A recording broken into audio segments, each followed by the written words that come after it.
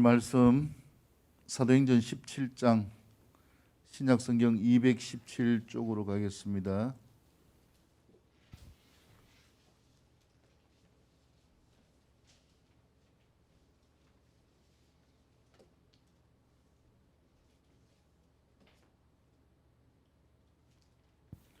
사도행전 17장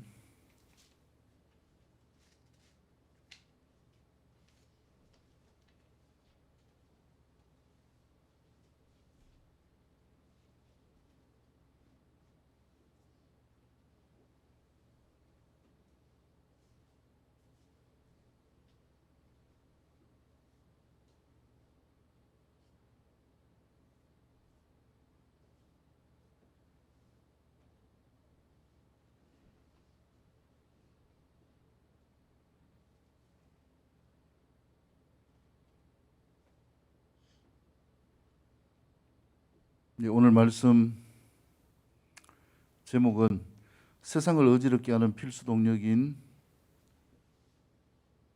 성경 강론과 예수 그리스도라는 제목으로 말씀을 드립니다. 방금 영상을 보시고 어떤 마음을 느끼셨나요? 세상을 어지럽게 하는 이러한 필수 동력인 성경, 또 성경이 증언하는 예수 그리스도를 통하여 나아가는 삶, 이것이 그리스도인의 삶입니다. 방금 영상은 우리가 다시 하나님께로 돌아가자라는 것을 외치는 이러한 영상이죠.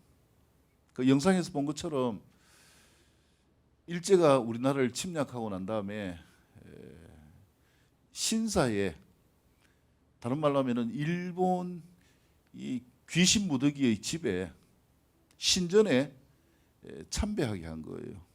그것은 명백하게 우상 숭배인데 이걸 바꿔가지고 신사 참배는 우상 숭배가 아니라 국가적인 의무이다, 이렇게 바꿨어요.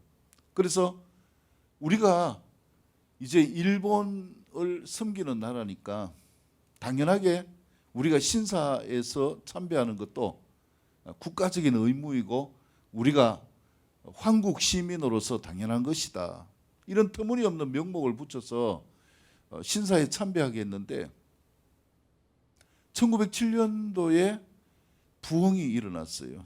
평양을 중심으로 하여서 대부흥운동이 일어났는데 이 부흥운동의 찬물을 끼얹는 하나님을 버리고 말씀을 버리고 우상에게 실제적으로 절하는 이런 역사가 나타나게 되어진 것이죠. 세상을 어지럽게 한다는 것은 세상을 당황스럽게 한다는 이러한 역사인데, 참 보면은 안타깝게 세상을 어지럽게 하는 요소지요. 아니, 예수 믿는다고 하면서 십계명에 보면은 나 이외에 다른 신을 섬기지 말라, 하나님을 섬긴다고 하면서 우상 구덩이인 온갖 이 귀신들을 다 모셔놓은 신사에, 사당에 절하는 것, 어떻게 보면은 참 하나님을 혼란스럽게 하는 거죠. 그런데 성경이 분명하게 말씀하고 있는 것이 무엇입니까? 우상을 섬기게 되어질 때 당하는 그 대가에 대해서, 벌에 대해서 이스라엘 백성을 통하여서 우리에게 수없이 반복하여서 말씀하고 있습니다. 그런데요, 실제적으로 어떻게 되었습니까? 지금 북한은 이 혼합주의적인 주체사상이라고 하잖아요. 근데 그 주체사상에 밑바닥에 보면 뭐가 깔려 있는지 아십니까? 기독교 배경이에요. 그래서 김일성 어머니는 강반석이죠. 열심히 예수 믿는 사람이었고 그 외삼촌은 목사였어요. 이러한 배경 가운데서 왜 하나님을 버리고 우상을 섬기게 되어지고, 또 지금은 김씨 3대 세습이 북한에서 일어나고 있잖아요. 흉상을 세워서 동상을 세워서 자기들이 신이라고 이야기하는 이런 어처구니 없는 일이 일어나게 되어졌는가? 여러분, 이러한 역사는요, 다른 나라 남의 역사가 아니에요. 성경에 나오는 이스라엘의 역사가 아니에요. 누구의 역사인가? 우리 민족의 역사예요. 오늘이 10월 3일 개천절이에요. 하늘이 열린 날. 그래서 기념일을 지키고 있는데, 여러분, 하늘이 어떻게 열렸나요? 성경에서 말하는 하늘이 열린 게 어떻게 열려진 것이에요?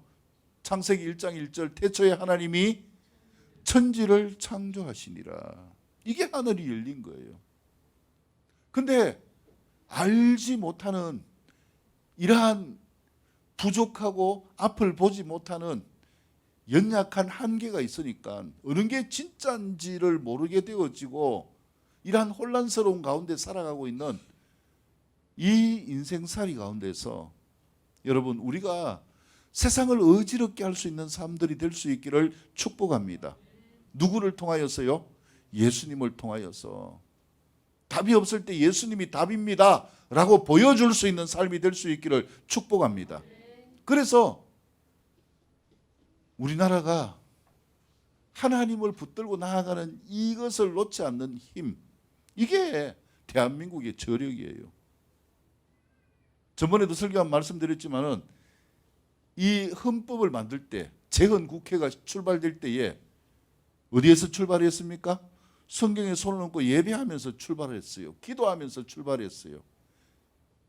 애국가에도 1절에 뭐가 있습니까? 하나님이 보호하사 우리나라 만세. 우리가 입술로 고백하는 하나님의 하나님 되심을 고백하는 이 삶이 우리나라를 지켜주고 있는 거예요. 최근에 그 젊은 친구들은 뭐 잘 알겠죠. 이 스퀴드 게임이라는 영화가 나왔어요. 넷플릭스에서 우리나라에서 만든 영화예요. 근데 이게 지금 전 세계적으로 1등을 하고 있어요. 보통 점수가 1등 하면은 뭐 700점대인데 이 오징어 게임이죠. 오징어 게임은 830대를 가고 있어요. 엄청나게 인기를 끌고 있는데 저도 그 내용을 보지는 못했지만 유튜브를 통해서 이게 어떤 구성으로 되어 있다 이걸 보았어요. 봤는데 전 세계가 한국이 도대체 어떤 나라인가? 이 작은 나라가 무슨 저력으로 저렇게 세계인을 감동시키는가? 할리우드에서도 하지 못하는 사람들의 마음을 빼앗아 가는가? 심지어 일본에서 우리를 시기해 가지고 오징어 게임 그거는 일본 거다 뭐 이런 여러 가지로 이야기를 하면서 이 언론에 자료도 내놓고 반박을 하는데요. 오히려 다른 나라 해외 사람들이 뭐라고 이야기하냐면은 일본을 향하여서 말도 안 되는 소리 하지 말라고. 이게 지금 인터넷에서 나타나고 있는 일이에요. 왜 대한민국이 진짜 높아지고 있는지. 정답은요, 하나님이 우리나라를 높이십니다. 왜 그렇습니까? 하나님을 붙들고 있는 사람들이 있기 때문에 그렇습니다. 지금도요, 코로나 시즌이지만은 우리나라 전국에서 예배하고 있지 않습니까? 그리고 하나님을 붙들고 기도하는 사람들이 얼마나 많습니까? 성경에서 말씀하는 것처럼 기도하는 민족은 뭐 하지 않는다고요? 망하지 않습니다. 오히려 기도하는 민족은 흥합니다. 그렇기 때문에 우리가 세상 속에서 영향력을 나타내는, 세상을 어지럽게 하는 이 필수 동력이 무엇이 되어져야 되는가? 옆에 분을 축복합니다. 말씀을 붙듭시다. 성경으로 돌아갑시다. 여러분, 1907년 대부흥이 일어날 때예요. 그 부흥의 중심이 무엇이었는지 아십니까? 회개하고 어디로 돌아갔어요? 예, 성경으로 돌아간 거예요. 그래서 이 부흥이 일어나면서 히트친 프로그램이 뭐냐면은 사경회예요. 사경회. 성경사경회. 교회마다 곳곳마다 성경을 읽으면서 하나님의 말씀의 실제임을 경험하면서 세상을 어지럽게 만드는 이러한 일들이 나타나게 되어진 것. 이게 다른 나라 일이 아니에요. 우리나라에서 있었던 일이고요. 이러한 세계 가운데서 나라적으로 부흥이 일어난 곳은 몇 군데 안 돼요.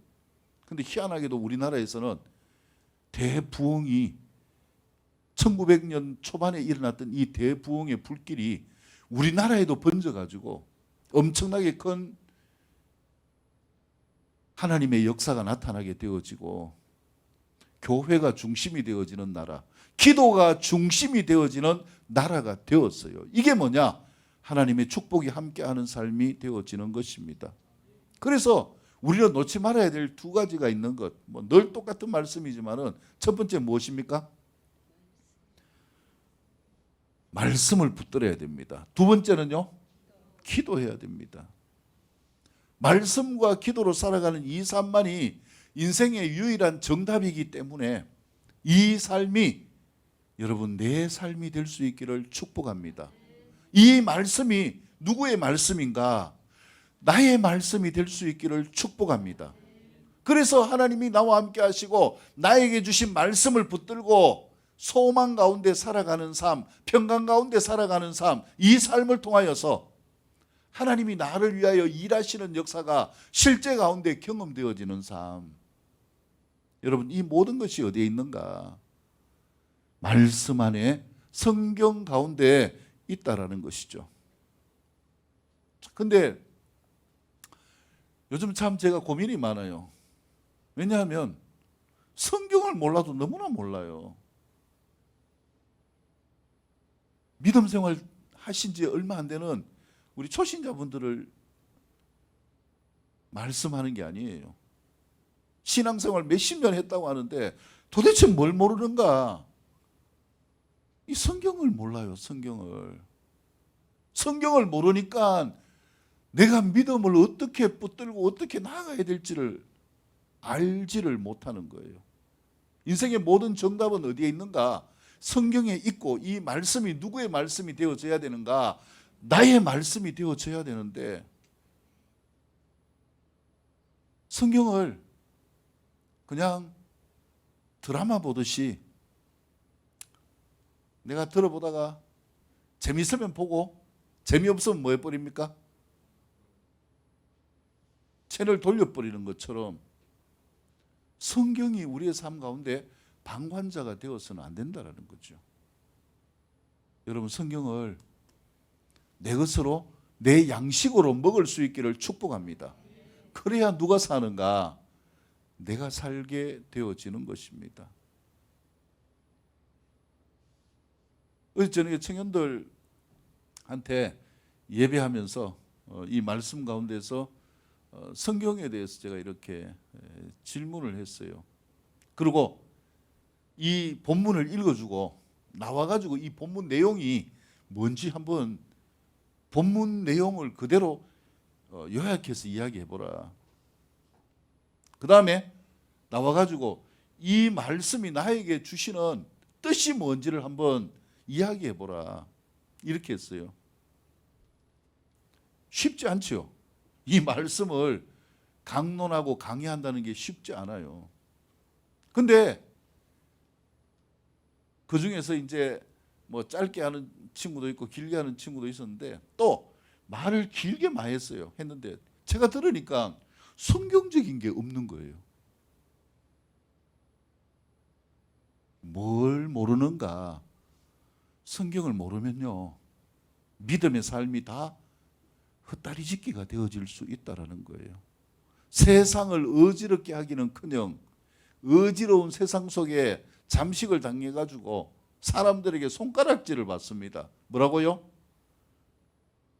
너는 예수 믿는다는 사람이 왜 그러냐? 예수 믿는다고 하면서 나와 다른 게 뭐냐? 여러분, 예수 믿으면서 우리가 다른 사람들과 차별되어지는 게 무엇입니까? 우리 안에 생명이 있잖아요. 우리 안에 그분의 능력이 있잖아요. 그분이 함께 하시잖아요. 그분이 일하시면 능치 못함이 없는 역사가 내 삶의 실제 가운데 나타나잖아요. 문제가 무엇입니까? 옆에 분 축복합니다. 말씀을 붙듭시다. 말씀을 먹읍시다. 말씀은요, 내가 먹어야 되는 거예요. 먹다가 보면은 모르는 것도 있고, 먹다가 보면 막히기도 하고, 먹다가 보면 잠이 오기도 하고, 먹다가 보면은 실적 나기도 하고, 당연히 그런 역사가 있어요. 그렇기 때문에 우리가 말씀을 먹으려고 노력하다 보면은 하나님이 우리를 도와주셔요. 아이들이요, 앉아가지고 밥을 줘놓으면은 정상적으로 먹습니까? 엄마가 한눈 팔고 잠시 다른 일하고 돌아보면 어떻습니까? 온 방을 난장판으로 만들어요. 밥알이 여기 튀어 있고 저기 튀어 있고. 왜 그렇습니까? 나름으로 열심히 먹잖아요. 근데 왜 그러냐? 잘해야지요. 숟가락질 하는 것도 배워야지요. 젓가락질도 배워야지요. 그래서 어릴 때는 뭐 합니까? 친절하게 엄마가 입에 뭐 합니까? 떠먹여 주잖아요. 옛날 그 어른들, 요즘 세들 이야기하면 할머니는 그런 문화에 익숙해가지고 이제 뭐 손자를 보면은 밥을 먹여줄 때 뭐 합니까? 그냥 밥만 떠가지고 먹여주면 되는데 꼭 하는 행사가 있어요. 그 밥을 어디에 갖고 가요? 자기 입에 갖고 가는 거예요. 자기 입에 갖고 가지고 뭐 풀어서 주든지 아니면은 뜨겁다고 뭐 이렇게 입에서 넣었다가 뭐 소화가 잘 안 되니까 삼켰다가 주든지 그렇게 주면 며느리가 어떻게 해요? 쓸데없는 거는 버려야 돼요. 그거는 며느리가 가만히 안 있습니다. 어제 이제 청년 가운데 한 명이 이제 솔지가 아니고 하원이구나. 하원이한테 뽀뽀를 했어요. 뽀뽀를 하니까 하원이 어머님이 발끈했어요. 뭐라고 했는지 아십니까? 충치 없는다고. 충치. 요즘은 굉장히 민감해요. 민감. 여러분, 옛 습관대로 사는 게 아니라 요즘은 어떻게 살아야 되는가? 현실 가운데 해야 될 것, 하지 말아야 될 것이 과학적으로 분별이 되었어요. 우리가 예수 믿는 믿음의 사람들이라면, 이 성경을 가지고 사는 사람들이라면 이제 뭐가 되어져야 됩니까? 말씀을 통하여서 해야 될 것, 하지 말아야 될 것을 분별할 수 있는 삶이 될 수 있기를 축복합니다. 그래야 우리가 믿음으로 살 수 있고, 믿음으로 자랄 수 있고, 믿음으로 승리할 수 있고, 믿음으로 생명을 얻을 수 있고, 믿음으로 축복을 받을 수 있는 것입니다. 할렐루야. 조금 전에 영상이 나왔지만은요, 지난주에 어떤 일이 있었는가? 우리 이 대한예수교 장로회 통합총회에서 회의가 있었어요. 그게 뭐냐면은 WCC 문제, 에큐메니칼 문제에 대해서 많은 그 교회에서 이거는 종교 다원주의적인 것이지 함께하는 것이 아니다. 이걸 버려야 된다. 이렇게 해서 이제 안건이 올라가서 이번에 결정이 났어요. 그 결정이 뭐냐면은 우리는 WCC 에큐메니칼을 버리지 않는다. 이렇게 됐어요. 근데 제가 아는 목사님이 카톡이 왔어요. 와가지고 뭐라 하냐면은 목사님 통합측 뭐 합니까? 그 우상 섬기고 이 종교 다원주의인데 뭐 하는 겁니까? 이렇게 카톡이 왔어요. 그래서 제가 답장을 보냈어요. 낸들 어떡합니까? 내가 무슨 힘이 있습니까? 뭐 그렇다고 해서 그쪽 교단은 뭐 건전합니까? 뭐 이렇게 보냈어요. 그러니까 다시 답장이 왔어요. 맞지요? 우리가 진짜 똑바로 살아야 됩니다. 지금 필요한 것은 뭐냐 하면은요, 말씀대로 똑바로 사는 삶이 필요합니다. 이 혼란스러운 세상 가운데서요, 이제 상식적으로 나타나는 게 뭡니까? 환경 문제, 여러 가지의 문제들 가운데서 이 지구가 멸망한다, 뭐 이런 이야기가 많이 있잖아요. 제가 아는 목사님이 이 과학적인 수치를 가지고 보내왔어요. 그게 뭐냐면 이제 북극이 녹아지면은 어디까지 물에 잠길 것인가. 여러분, 언젠지는 모르지만은요, 북극 빙하가 다 녹으면 죄송하지만 포항은 물에 잠깁니다. 예, 포항 사시는 분들. 예. 그래서 옛날에 쓰나미가 왔을 때에 쓰나미가 오면은 저 영일만 하고 이렇게 쭉 있는데 뭐 쭉 밀쳐 와도 여기까지 올 수 있을까? 옥상으로 가면 피할 수 있을까? 만약에 도망을 가면은 어디까지 쫓아가야 될까? 저쪽에 형산에 올라가면 될까? 뭐 하여튼 이런 쓸데없는 생각이 들 때가 있었어요. 근데 지금 과학적인 수치로 빙하가 녹으면 세계 가운데서 없어질 도시들, 이 수치가 다 나와 있거든요. 그래서 일본이 물에 잠기고 일본이 망한다는 이야기가 유튜브에 많이 나오는데 이런 연유로 나오는 이야기예요. 만약에 그런 일이 있으면 어디로 가야 될까요? 어디까지 가면은 괜찮을까요?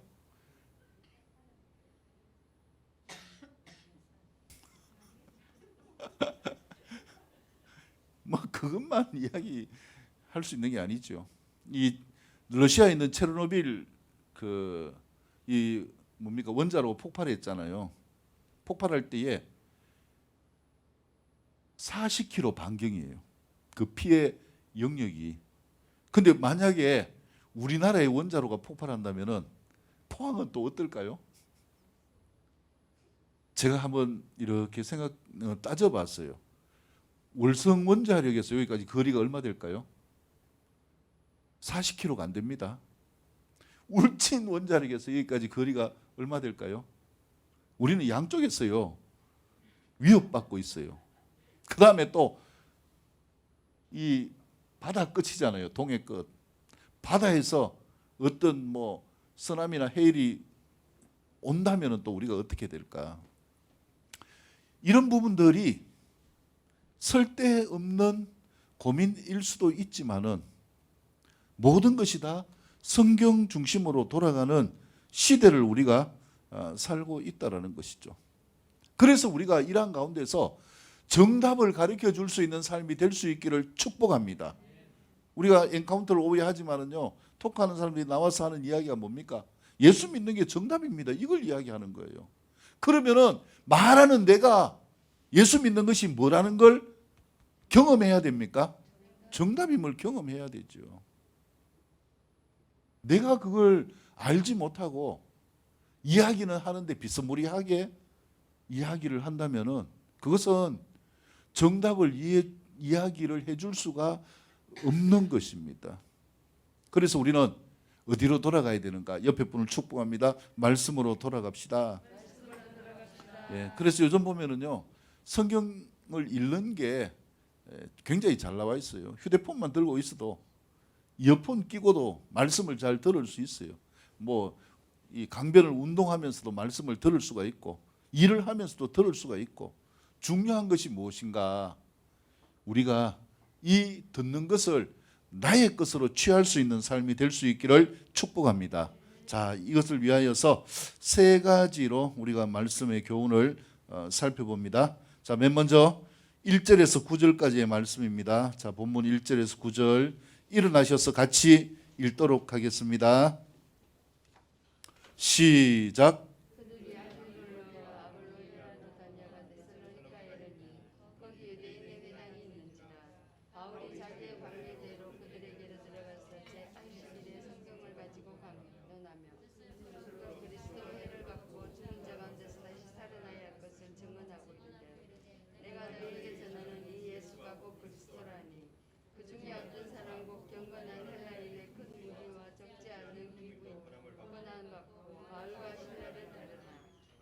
유대인들을 시기하여 저자의 어린 불량한 사람들을 데리고 때를 지어 성을 소동하게 하여 야손의 집에 침입하여 그들을 백성에게 끌어내려고 찾았으나 발견하지 못하며 야손과 및 형제들을 끌고 업장들 앞에 가서 소리질러 이르되 천하를 어지럽게 하던 이 사람들이 여기도 이르매 야손이 그들을 맞아들였도다. 이 사람들이 다 가이사의 명을 거역하여 말하되 다른 임금 곧 예수라는 이가 있다 하더이다 하니 야손과 그 나머지 사람들에게 보석금을 받고 놓아주니라. 아멘. 자, 이제 바울 일행이 이 2차 전도 여행 가운데서 지난 16장에서는 배경이 어디였습니까? 감옥에 갇힌 곳이 어디였습니까? 빌립보지요. 이 빌립보를 지나서 암비볼리, 아볼로니아를 거쳐서 데살로니가에 이르게 되어집니다. 자, 여기에서 어디에 들어갔는가? 유대인의 회당에 들어가서 바울이 새 안식일 동안 3주 동안 성경을 그들에게 강론하였다. 자, 근데 여기에서 제가 말씀드리고자 하는 포인트가 뭐냐면 2절 보세요. 바울이 무엇대로요? 자기의 관례대로 그들에게 가서 무엇을 가지고? 성경을 가지고. 안식일에 무엇을 가지고요? 성경을 가지고. 여러분, 이게 우리가 믿음으로 나아가는 관례예요. 믿음으로 나아가는 관례가 무엇입니까? 믿음으로 나아가는 삶은요, 이 관례는 손에 항상 무엇이 들려 있어야 되는 것입니까? 항상 성경이 들려 있어야 되죠. 우리가 세상 살면서 우리의 삶의 중심이 무엇입니까? 성경이 중심이 되어져야 되죠. 왜 성경을 읽지 않는가? 왜 그렇습니까, 여러분? 손에 성경이 없거든요. 요즘은요, 예배 드리러 가도 뭘 들고 다니지 않는가? 성경을 안 들고 다녀요. 뭐 성경 어디에 다 있습니까? 휴대폰에 다 있어요. 근데요, 우리에게 필요한 것은 뭐냐? 관례대로입니다. 성경, 휴대폰으로 보는 것 필요할 때마다 볼 수 있고요. 잠시 참고할 수 있지만은 우리가 봐야 될 것은 무엇인가? 이 책으로 된 성경이에요. 왜 그러냐면은 휴대폰을 들고 볼 수도 있어요. 근데 휴대폰을 들고 보면은 시력이 급격하게 나빠져요. 오래 집중하지 못합니다. 휴대폰으로 성경을 보면은요, 자꾸 다른 게 이 흐름을 끊게 만듭니다. 그러니까 뭐가 나타납니까? 자꾸 뭐 깨톡 이러면서, 그러면 그냥 넘어가는 게 아니고 뭐합니까? 또 열어서 보잖아요. 그거 열어보다가 급한 것 같으면 다른 행동하고 성경에 집중이 안 돼요. 언제부터요 문제가 생겼는가? 여러분, 안식일에 무엇을 가지고 바울이 전했는가? 여러분, 교회 올 때 뭐 들고 옵니까? 요새는요, 성경책 안 들고 오는 사람이 더 많아요. 성경은 집에 두고 나는 교회 올 때 와가지고 휴대폰 아니면 앞에서 뭐 다 비춰주니까 굳이 성경이 뭐 필요 있습니까? 집에서만 열심히 읽겠습니다. 아니요. 집에서도 읽습니까? 성경이 어디에 들려 있어야 되는가? 내 손에 들려 있기를 축복합니다. 제가요, 여러 번 그렇게 했는데 성경책을 교회 비치용이 있어요. 비춰놓고 보면은요, 고자리 둡니다. 다음 주일날 딱 넘겨보고 고자리 두고, 제가 딱 보거든요. 오늘 사도행전 16장, 17장 했으니까 다음 주 딱 와서 고자리 보면은 그대로 있어요. 그 다음 주 되면 한 장 또 넘어가 있어요. 그래서 제가 성경책을 뒤로 다 치웁니다.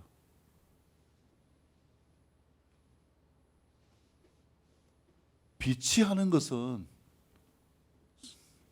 성경책을 피치 못해서 못 가져오거나 아니면은 처음 오는 분들이 볼 수 있도록 하는 거지, 나의 성경이 있어야 되죠. 성경책이 다른 게 아니에요. 저도 여기에 있고 밑에 있고 집에 있고 다 있습니다.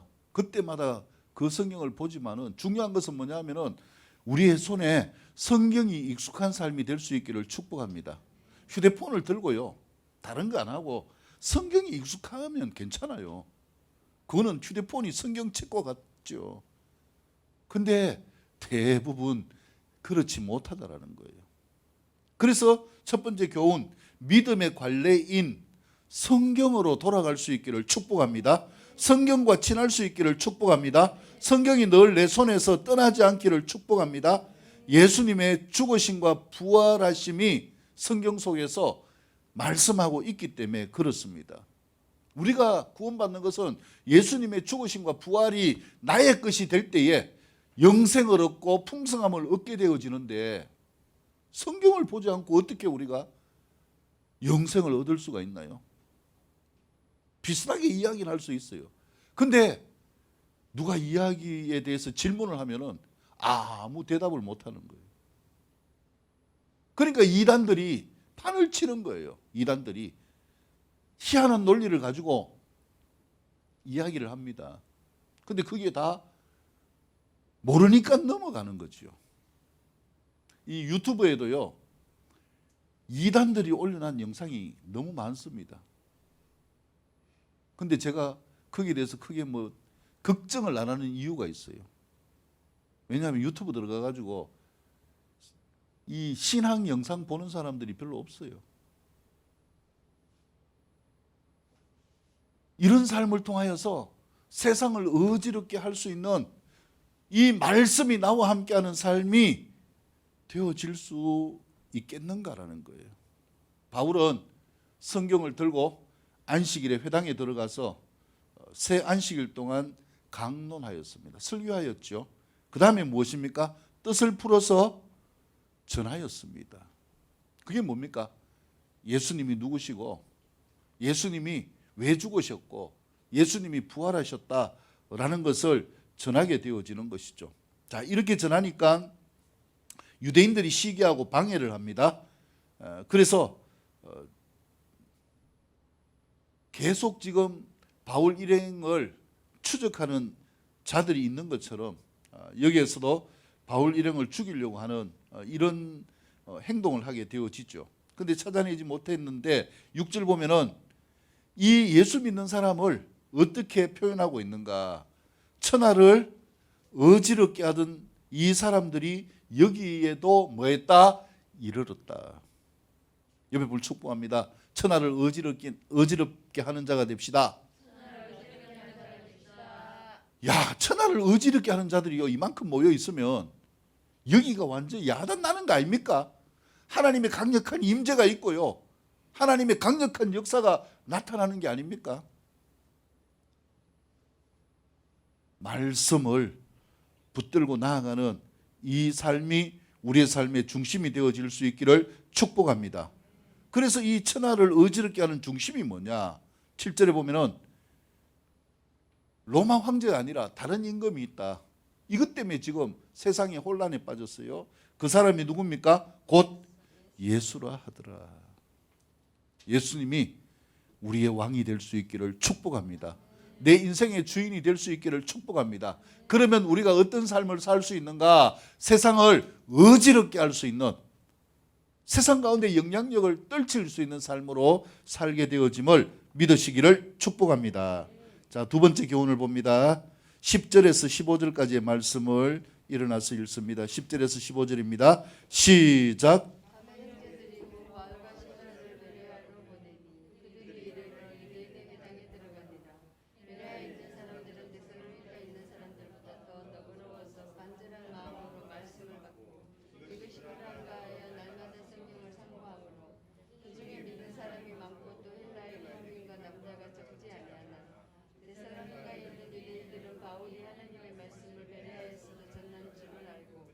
거기도 가서 무리를 움직여 소동하게 하거든 하되 신라와 디모데는 아직 거기 머무르라. 바울을 인도하는 사람들이 그를 데리고 아덴까지 이르러 그에게 신라와 디모데를 자기에게로 속히 오게 하는 명령을 받고 떠나니라. 아멘. 자, 데살로니가에서 이제 복음을 전하지 못하니까 또 이동을 해서 어디로 갔습니까? 베레아에 갔어요. 자, 이 베레아 지역으로 가서 여전히 말씀을 전하는 이러한 내용인데, 이 두 번째 단락에서 찾아볼 교훈이 무엇인가? 옆에 분을 축복합니다. 성경의 달인이 됩시다. 성경의 달인이 됩시다. 이 성경의 달인과 같이 어디에 가든지 항상 말씀을 전하는 삶이 되어진다. 예, 성령의 달인이 될 수 있기를 축복합니다. 특히 엔카운터 받으시는 분들요. 아이고 목사님, 나는요 신앙 연륜도 짧고 그런데 어떻게 달인이 됩니까? 다른 거 생각할 필요 없어요. 예수님이 누굽니까? 나의 구원자이십니다. 나를 위해 십자가에 못 박혀 죽으시고 3일 만에 뭐 하신 분? 부활하셔서 나에게 영원히 살 수 있는 부활의 생명을 주신 분이시다. 이게 성경이에요. 이 66권 전체를 요약하자면 바로 이거예요. 그래서 지식적으로 많이 아는 것이 아니라 결국 이 나를 위해 죽으신 그리고 부활하신 주님을 내가 삶을 통하여서 만나게 되어지는 이 삶이 절대로 무너지거나 넘어지지 않는 삶이라는 거예요. 제가 어제 어떤 집사님이 오셔가지고 이제 다른 데 계신 분입니다. 몇 시간 동안 이렇게 이야기를 나눴는데 늘 기도한 게 뭐냐면은 부모님의 구원이에요. 근데 부모님의 구원을 위해서 기도했는데 옛날에 이제 같이 가가지고 복음도 전하고 했거든요. 근데 그 아버님은 돌아가셨어요. 돌아가셨는데 마지막에 어떻게 돌아가셨는가? 돌아가시기 전에 꿈을 꿨대요. 아버님이 꿈을 꿨어요. 꿈을 꿨는데 뭐냐면 본인이 이렇게 이제 저승길을 걸어가고 있었어요. 저승길을 가고 있는데 갑자기 앞에 강이 하나 이렇게 가로막더래요. 도대체 이 강을 어떻게 건너가야 되느냐 이 생각을 하고 있는데 갑자기 하늘에서 뭐가 내려오느냐면은 책이 내려오더래요. 책이. 그래가지고 이 책을 보니까 무슨 책이냐면은 성경이더래요. 그래서 그 아버지가 그때부터 그렇게 예수 안 믿는다고 하던 양반이 그 꿈을 꾸고요. 그저부터 바로 교회 나가신 거예요. 나이 드신 양반이 성경을 어떻게 얼마나 알겠어요. 말씀이 자기 가운데 거하는 이 삶을 경험하고 난 다음에 그 다음부터 돌아가실 때까지 말씀을 듣고 그렇게 돌아가셨어요. 근데 그 어머니는 또 어떻게 믿게 됐는가 하면은 어머니가 꿈을 꿨대요. 꿈을 꿨는데 하늘에 막 별이 쫙 있는데 그 별들이 갑자기 어디로 쏟아지느냐 하면은 자기 안으로 쏟아지더래요. 그러면서 그 별들이 들어오면서 이 몸 안에서 불이 나는데 뜨거워서 견딜 수 없는 경험을 했대요. 뭡니까? 성령님의 임재, 성령의 불이 그 안에 임하는 거거든요. 그래서 믿음으로 거듭난 삶은 반드시 이런 경험이 있는 거예요. 빛으로 비춰지는 예수님을 만나든지 불 가운데 임하는 분을 만나든지. 근데 그래서 그 할머니가 그때부터 해가지고 열심히 교회 다니고 말씀을 듣고 있는데 지금 그 교회에서 제일 믿음이 좋은 사람이에요. 만나는 사람마다 예수님 전하고 이제 그래서 촌에서 물건을 가지고 이제 어디 가느냐면은 시장에 가가지고 팔잖아요. 그래서 이제 아이고 오늘 이거 안 팔릴 것 같으니까 가지 말라 해도 간대요.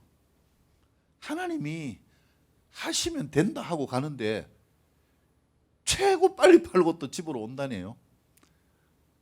주님과 함께하는 이 삶이 너무 재밌어가지고 살아가는 그 모습을 보고 오히려 자식들이 감동을 받는다는 이야기를 들었어요. 여러분, 믿음은, 말씀은요, 실제입니다. 말씀은 살아있는 거예요. 어디에 살아있어야 되는 것인가? 제발 내 안에 살아있을 수 있기를 축복합니다. 내 안에 말씀이 살아있는 삶은요, 말씀대로 살아가는 삶이에요. 말씀대로 사는 삶, 주님께 말씀을 가지고 도대체 이게 뭡니까? 올려드리고 응답을 받고 살아가는 삶의 기쁨이 있는 삶. 그래서 이 베레아 사람들을 통하여서 우리가 그러면 어떻게 성경을 알고 읽을 수가 있을까?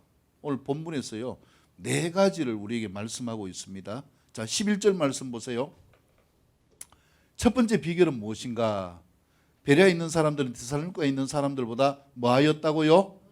더 너그러웠다. 여러분, 말씀에 너그러운 마음이 됩시다. 옆에 분 축복합니다. 말씀에 너그러웁시다. 예. 말씀에 인색해서는 안 돼요. 말씀을 안 보고 던져두어서는 안 된다는 거예요.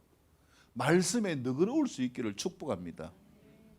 그리고 내가 말씀을 들을 때요, 때로는 나의 마음을 콕 찔러오는 말씀이라도, 나를 힘들게 하는 말씀이라도 어떤 태도를 가지자?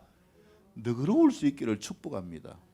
마음을 열어야, 마음을 넓혀야, 마음이 너그러워야 이 말씀이 내 마음 안에 들어올 수 있기 때문에 그렇습니다. 근데요, 바리새인들의 문제가 뭔지 압니까? 그들은 일주일에 2번씩 금식하고 11조하고 매 절기마다 말씀을 읽고요, 안식일마다 말씀을 읽어요. 그들은 말씀에 너그럽지 못해요. 말씀을 다 뭐합니까? 자기 뜻대로 다 잘라버립니다. 이 말씀은 요래서 잘라버리고, 이 말씀은 저래서 잘라버리고. 말씀에 너그러울 수 있기를 축복합니다. 아, 저 말씀은 내 말씀이 아니야. 여러분, 내 말씀이 아닌 말씀이 어디예요? 어디 있어요? 그럼 나는 사람이 아니고 천사입니까? 이 모든 말씀이 누구에게 적용되어지는 말씀인가? 나에게 적용되어지는 말씀으로 받을 수 있기를 축복합니다. 그래서 말씀을 너그럽게 먹을 때에 말씀의 역사가 나타날 것이고요. 2번째는 무엇입니까? 간절한 마음으로 말씀을 받고. 옆에 분 축복합니다. 간절한 마음으로 말씀을 받읍시다. 예, 저를 향하여서 한번 고백해 주실래요? 간절한 마음으로 말씀을 받겠습니다. 간절한 마음으로 말씀을 받겠습니다. 예, 참 이게 누구를 위한 겁니까? 저를 위한 게 아니라 말씀을 받는 사람들을 위한 거예요. 우리는 그런 분이 없고 전부 다 간절한 마음으로 말씀을 받아요. 사모하는 마음으로 말씀을 받고요. 그래서 말씀 전한 시간이 1시간 정도 되지만은 버티어 나가고 하는데요. 어떤 분들은 말씀을 받을 때 보면은 영화 구경하러 온 것이 오는 사람들이 있어요. 쫙 보면은 막 성전도 어리어리하게 크고 시스템도 첨단입니다. 요즘 보면은 큰 교회들 보면은요, 이 스크린이 여기서부터 여기까지 다 스크린이에요. 그 스크린 설치하려면 스크린 중국산으로 해서도 1억이 넘습니다. 시설이 엄청납니다. 조명 화려하지요. 음량 1억이 넘습니다. 엄청나게 그렇게 하는데 말씀을 어떻게 받는가? 골라서 먹어서는 안 된다라는 거예요. 다리 탁 꼭 앉아가지고 재직하게 팔짱 끼고 앉아가지고. 말씀은 어떻게 받아야 되는가? 간절히 뭐 하는 말씀으로? 예, 간절한 마음으로, 사모하는 마음으로 말씀을 받아야 그 말씀이 내 말씀이 되고 나에게 능력이 되어짐을 믿으시기를 축복합니다. 3번째는 무엇입니까? 예, 그 앞에요. 이것이 그러한가 하여. 3번째는 무엇입니까?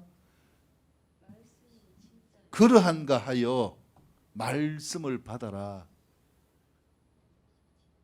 진짜 이 말씀이 맞는가? 어떤 태도로요?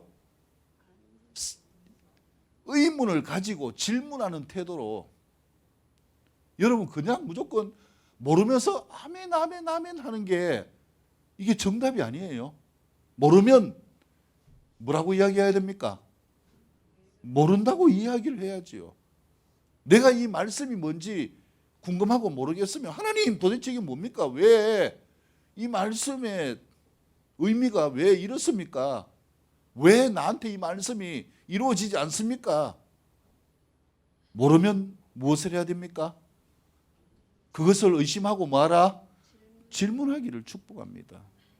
그래서 마치 대화하듯이 이 말씀 모르면 질문하면 하나님이 지혜와 계시형으로 깨닫게 해주셔요.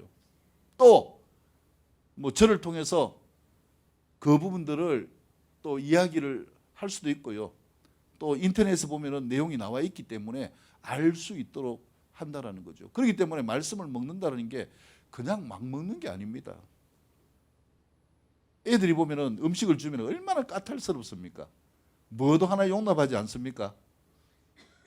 잘 보이지 않는 뼈. 옛날에 저희 아버지는요, 막 이 남자의 위상을 보여주신다고 닭뼈까지 막 와드득 와드득 씹어가지고 드셨어요. 그러면서 이제 제가 칼치를 먹다가 칼치뼈를 내놓으려니까 눈치가 비는 거예요. 그것도 못 씹어 먹나?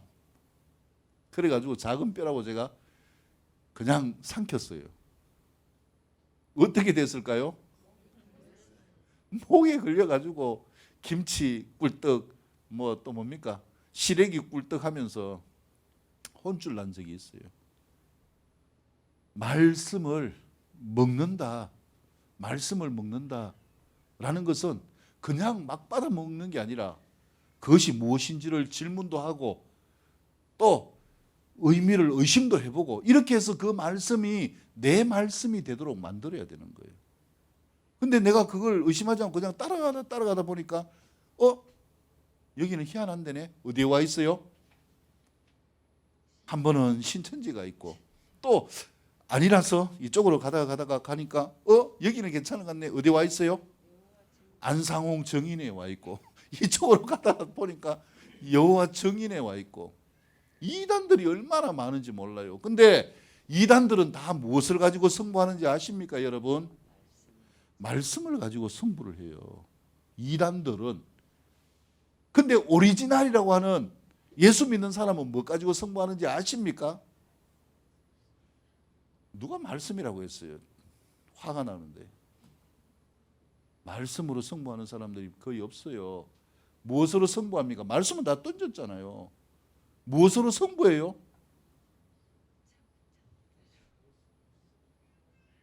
내 경력을 가지고 승부합니다. 내가 가지고 있는 돈 가지고 승부합니다. 돈이 있어야 직분도 받고요. 사람들한테 인정도 받고. 그게 무슨 예수님의 방법이에요. 세상 사람들과 똑같지요. 그래서 우리에게 필요한 것은 무엇인가? 무엇으로 승부해야 되는가?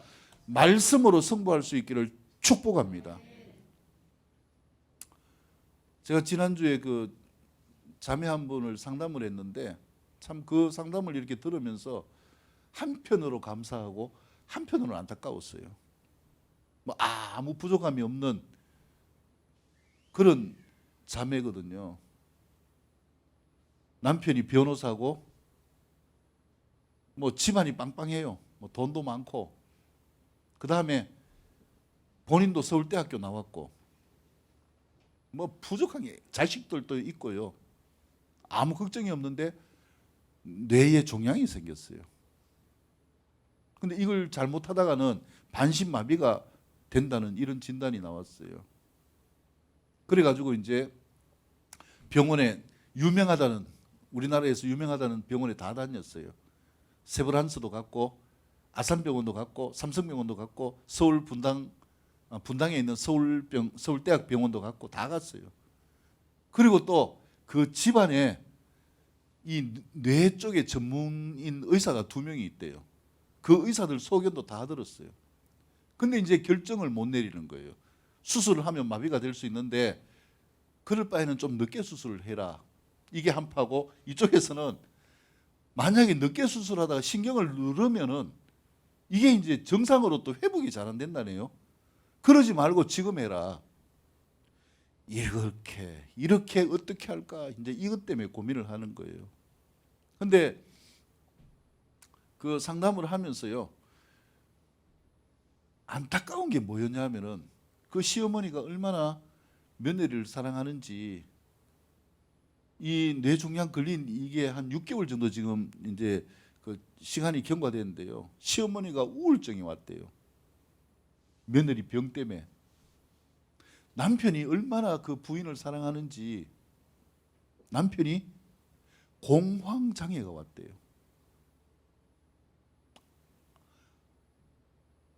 가진 그 부족함이 없이 다 있고 하지만은요, 뭐는 이길 수가 없는가.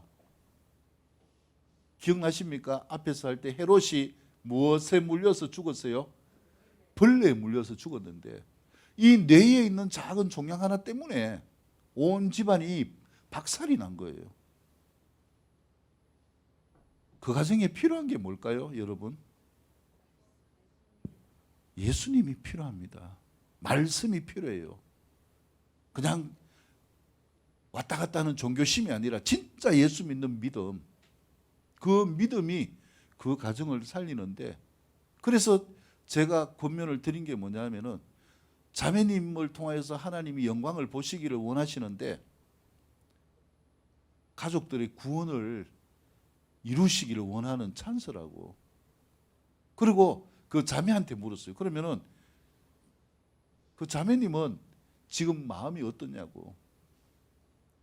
병이 있어도 애들 보니까 애들 때문에 안타까워서 그렇지 본인은 마음에 평강이 있대요. 평안하대요.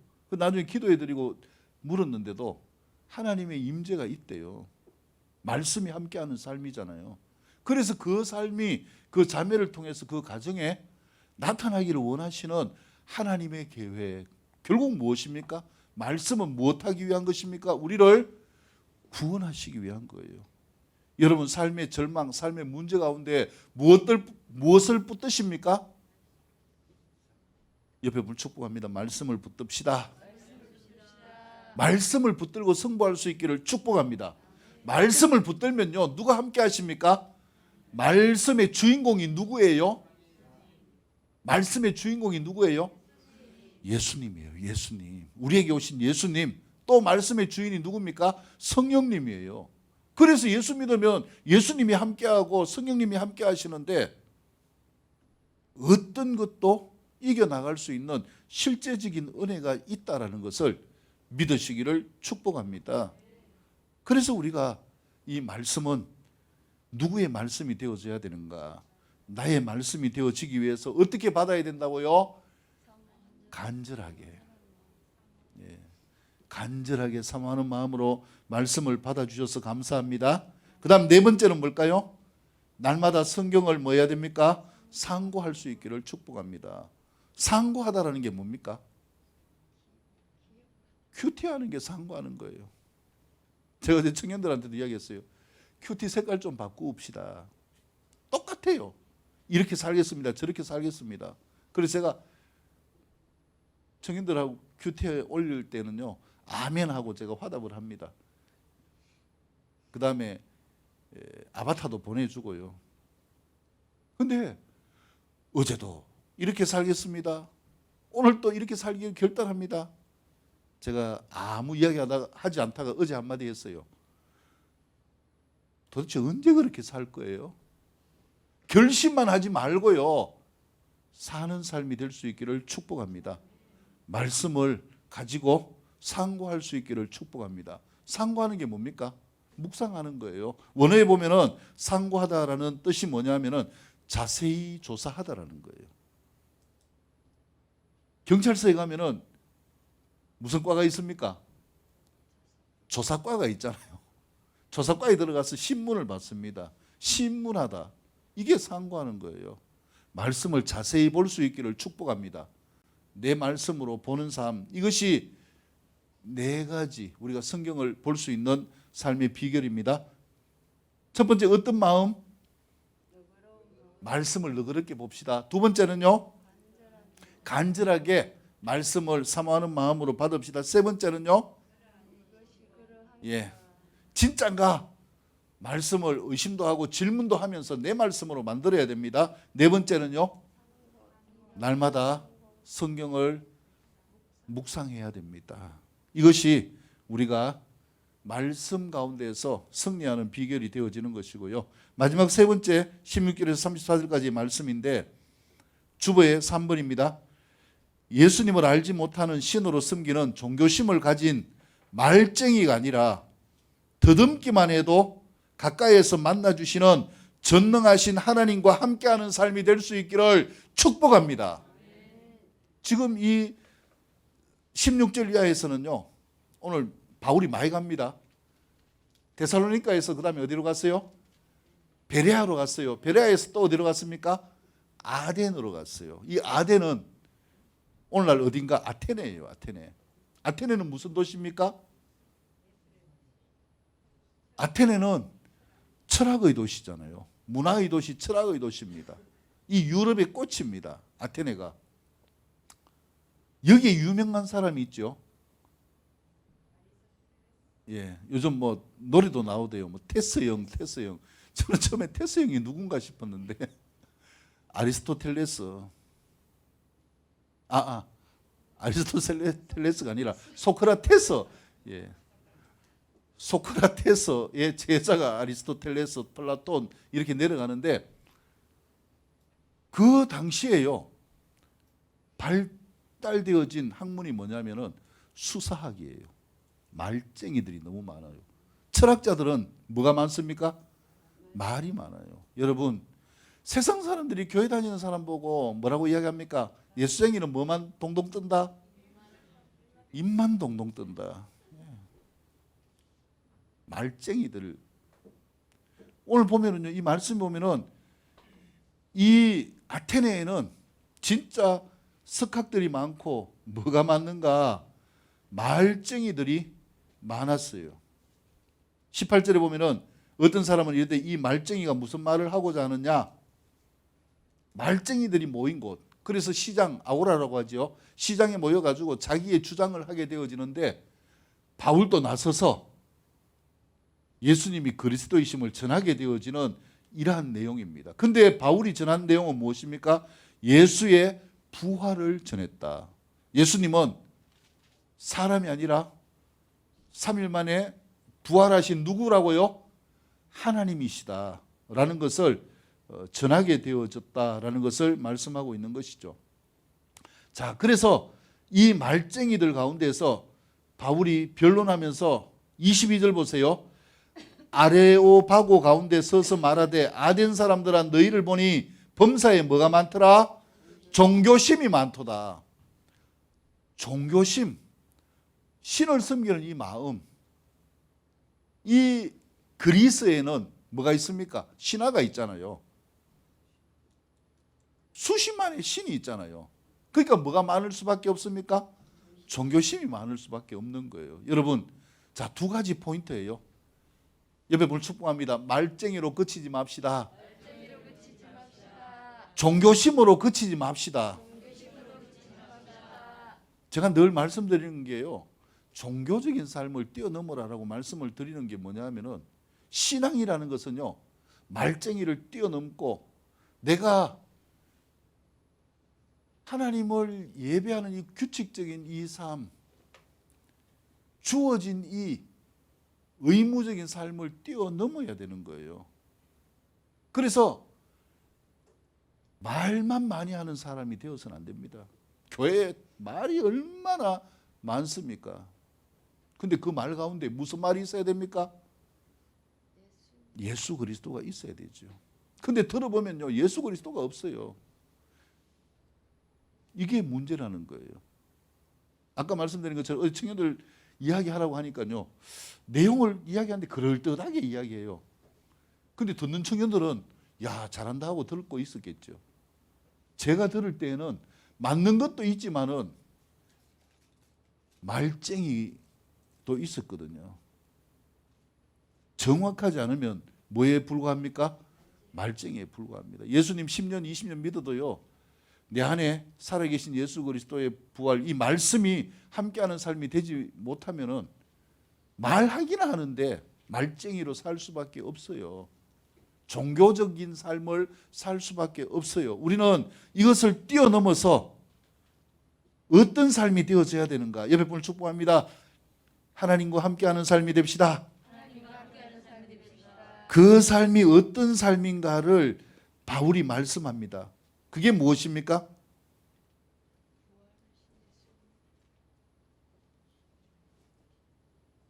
그들이 알고 있는 알지 못하는 신, 23절에서 말씀하고 있죠. 이렇게 모호한 신이 아니라는 것이죠. 24절, 하나님은 천지에 무엇이시니? 주제이시니 하나님은 살아계시는 분이시다.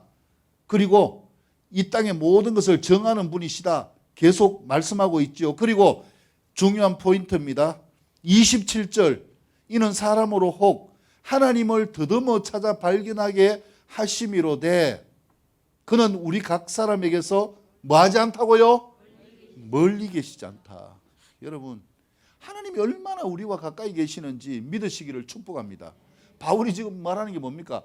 너희가 가지고 있는 그 종교심, 말쟁이, 그 말장난을 가지고 이야기하는데 그 말을 내가 가만히 들어보니까 그 속에 너희가 하는 이야기가 예수님에 대한 이야기도 있더라 이거예요. 그게 뭐냐면은 알지 못하는 신에게, 하여튼 그 신이 누군지 알지 못하는데 하나님의 아들이라고 하더라, 십자가에 못 박혀 죽었는데 부활했다고 하더라, 이렇게 카더라 통신을 가지고 그들이 이야기하고 있는데, 이보시오,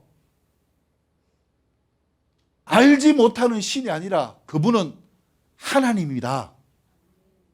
이 천지 만물에 주재하시는 분이시다.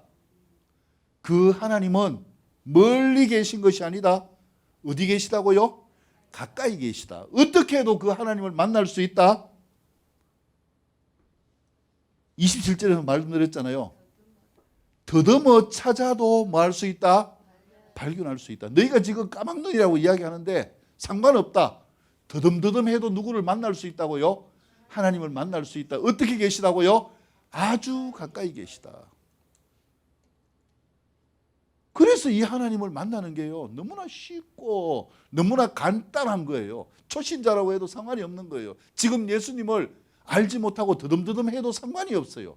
더듬기만 해도 멀리 계시지 않고 어디에 계신다? 가까이 계셔서 만나 주십니다. 그래서 이런 감정들이 들려올 때 너무 감사한 거예요. 그분이 누군지 나는 잘 모릅니다. 근데 내 안에 살아계심을 믿습니다. 어떻게 믿어요? 더듬더듬하다가 누구를 만났습니까? 살아계신 하나님을 만났기 때문에 그렇습니다. 그래서 우리가 이 말씀이신 예수님을 통하여서 세상을 어지럽게 하는 영향력 있는 삶이 될 수 있기를 축복합니다. 나에게 주어진 삶의 영역을 가지고요, 나에게 맡겨진 달란트를 가지고 세상을 어지럽게 하는 이 삶, 이것이 누구의 뜻인가?